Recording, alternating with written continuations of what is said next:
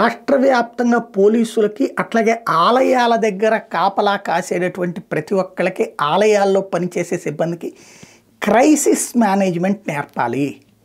ఇది తిరుపతి ఉదంతం నేర్పినటువంటి పాఠం.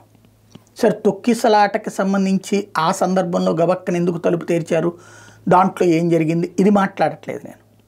ఇక అయిపోయింది. అది ఆ ఉదంతం గురించి చాలా బాధపడ్డాం, అయిపోయింది. కానీ అసలు పాయింట్ అక్కడ ఉంది. కొంతమంది ఆ టీవీ ఛానల్లో మాట్లాడించినటువంటి సందర్భంలో చెప్పిన మాటలు వింటే ఒక మహిళట తన కూతురు అక్కడ చనిపోయింది. ఆ విషయం తనకు తెలియదు. తొక్కిసలాట జరిగాక తన కుటుంబం కోసం అదంతా తిరుగుతుందట. అక్కడ పార్క్ అంతా తిరిగిందట. ఎవరిని అడిగినా మాకు తెలియదు. చేతిలో సెల్ ఫోన్ లేదు. వాళ్ళేం సెల్ ఫోన్ లేకపోతే మనకి వేరే మన వాళ్ళు, మన బంధువులు, మన చుట్టాల నెంబర్లు కూడా తెలియదు. మనం అంతా పూర్తిగా దాంట్లో ఫీడ్ చేసుకుని ఉంటున్నాం. దాంతో ఫోన్లు నెంబర్లు తెలియదు. పరుసులు అన్నీ పోయినాయి. అక్కడ అవి ఎక్కడికి పోయినాయి? పోలీసులు అంతా అక్కడే ఉన్నారు. ఎవరెత్తుకుపోయారు అవన్నీ? పరుసులు, ఫోన్లు. అంటే ఒక ఇన్సిడెంట్ జరిగినప్పుడు జరుగుతున్నటువంటి విచిత్రమైన పరిస్థితిని ఇక్కడ గమనించాల్సి ఉంది. క్రైసిస్. అదే సందర్భంలో ఆమె మొత్తం అక్కడ అడుగుతూ ఉంటే, ఇప్పుడు ఒక ఇన్సిడెంట్ జరిగింది, తొక్కిసలాట జరిగింది. ఒక 60 మందినేమో 40 మందినో హాస్పిటల్కి పంపించారు.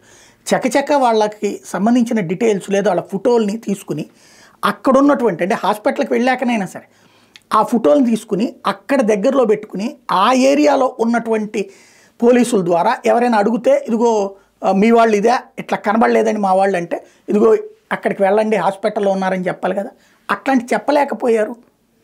అక్కడ ఎవరు హాస్పిటల్లో ఉన్నారో, ఎవరు చనిపోయారో, ఎవరు తమ వాళ్ళు ఎక్కడున్నారో తెలియనటువంటి పరిస్థితుల్లో తల్లడిల్లుతా 2-3 కిలోమీటర్లు తిరిగిందంటే మనిషి ఏం అర్థం చేసుకోవాలి? ఆ తొక్కిసలాట్లో ఉన్నటువంటి సందర్భంలో ఆ తర్వాత హాస్పిటల్కి ఉందంటే హాస్పిటల్కి తీసుకెళ్లేందుకు ఏర్పాట్లు చేయాలి కదా వీళ్ళని. ఇవేమీ లేదంటే ఏం చేయాలి? అంటే మాకు డ్యూటీ చేశారు, మేము నుంచున్నాం, అయిపోయింది. పోలీస్ డ్యూటీ పోలీస్తో అయిపోయింది. అలాగే తిరుమల తిరుపతి దేవస్థానం వాళ్ళ డ్యూటీ, ఆ డ్యూటీ అక్కడ నుంచోవడం అయిపోయింది.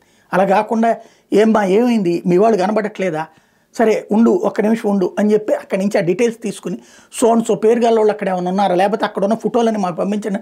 ఇవాళ సెల్ ఫోన్లు, ఇంత టెక్నాలజీ ఉంది. వాట్సాప్లో ఫోటోలని పంపించి గాయపడ్డ వాళ్ళు అందరూ, వీళ్ళు చనిపోయినటువంటి వాళ్ళ ఫోటోలు, వీళ్ళలో మీ వాళ్ళు ఎవరైనా ఉన్నారా, ఉంటే ఓకే, అయితే ఓ పోలీస్ జీబు అర్జెంటుగా మీరు తీసుకెళ్ళి వీళ్ళని హాస్పిటల్లో పంపించండి, లేదా అంబులెన్స్, లేదా అక్కడే ఉన్నటువంటి ఒక ఆటోని పిలిపించి ఆ రుయా హాస్పిటల్కి పంపించండి, స్విమ్స్ హాస్పిటల్ పంపించండి. ఇట్లా చేయలేమా మనం?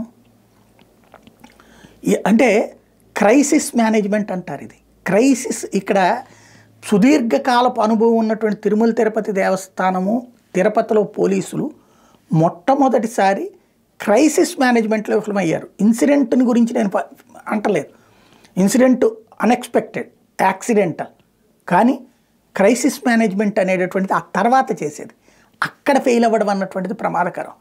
ఇది చూస్తే ఇప్పుడు రాష్ట్ర వ్యాప్తంగా అందరికీ కూడా మాక్ డ్రిల్స్ నిర్వహించి ట్రైనింగ్ ఇవ్వాల్సిన అవసరం ఉంది.